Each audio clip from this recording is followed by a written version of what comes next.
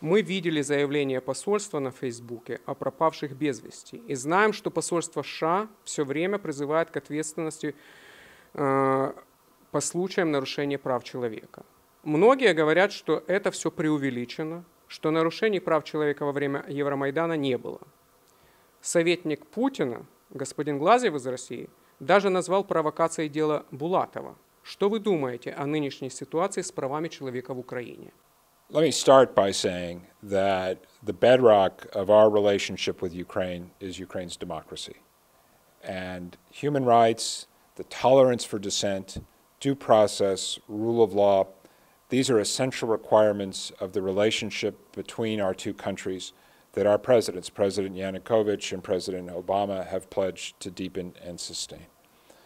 I personally have been alarmed by what's happened over the past 3 months, beginning with the attacks on the students that took place at the Maidan on the 30th of November, and then especially since the end of December, when you've had this pattern of attacks, disappearances, kidnappings, torture allegations, the burning of cars, all of these activities which began to accelerate after the attack on Tatiana Chernobyl on December 25th, included the disappearance and torture of Bulatov last month.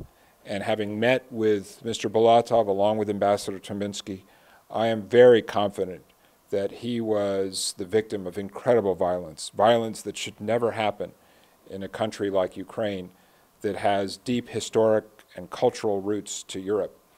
You know, it's inconceivable to me that a country which 18 months ago was hosting the Euro Cup today is seeing this kind of targeted violence against civil society activists and individuals who are trying to exercise their democratic rights.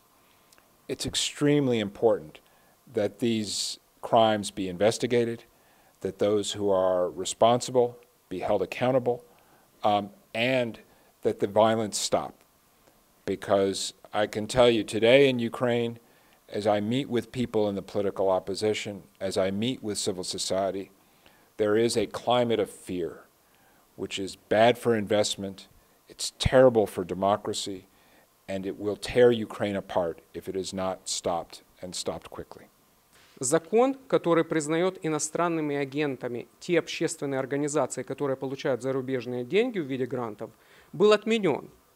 Но критика в их отношении, что якобы эти организации действуют в интересах своих иностранных спонсоров, продолжает звучать. Некоторые общественные организации говорят, что с недавних пор ощущают усиление официального давления на них. Что вы думаете об этих утверждениях? I've said on many occasions that one of the aspects of Ukraine that I find most inspiring and most hopeful is the strength of your civil society. This is something which makes me optimistic over the long term about Ukraine's capacity to develop as a modern, internationally competitive European democracy.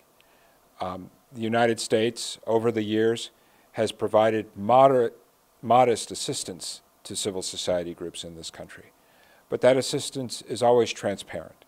It's provided above board, in conformance with Ukrainian laws and regulations, and in a way that's intended not to favor one group or another, but to develop the fabric of Ukrainian society.